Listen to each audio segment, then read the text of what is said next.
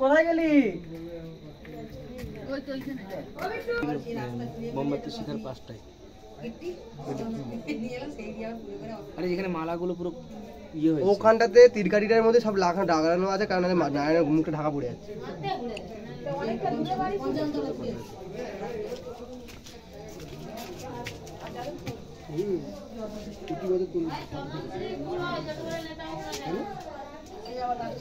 প্রতি বছরই লাগা থাকে সব কিছু।